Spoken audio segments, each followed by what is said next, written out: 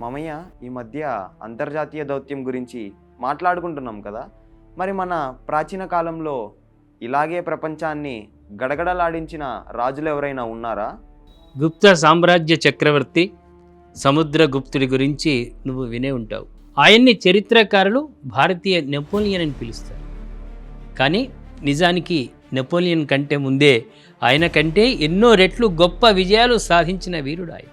అవును, ఆయన అంత గొప్ప యుద్ధతంత్రం ఎలా నడిపేవారు మామయ్య? ఆయనది ఒక విలక్షణమైన శైలి బాబు.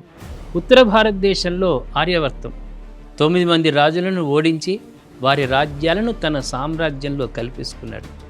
కానీ దక్షిణ భారతదేశం విషయానికి వచ్చేసరికి ఆయన ఒక గొప్ప దౌత్య నీతిని ప్రదర్శించాడు.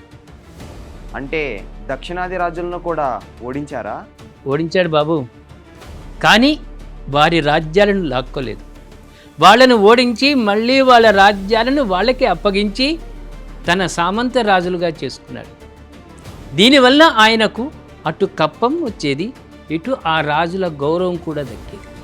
దీన్నే ధర్మ విజయం అంటారు.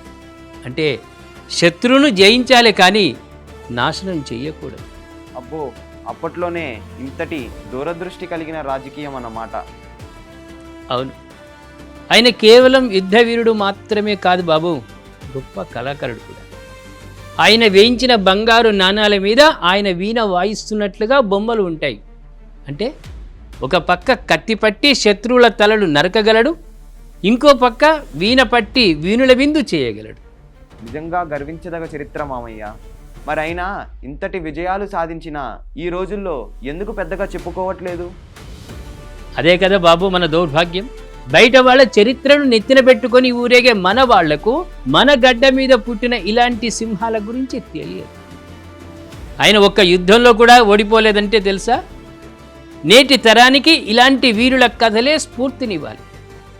మన అస్తిత్వాన్ని, మన పూర్వీకుల గొప్పతనాన్ని మనం తెలుసుకోకపోతే రేపు మనల్ని మనం ఏమని పరిచయం చేసుకుంటాం? నిజంగా మామయ్య, మన చరిత్రలో దాగి ఉన్న ఇలాంటి నిజమైన వీరుల గురించి అందరికీ తెలియజేయాలి.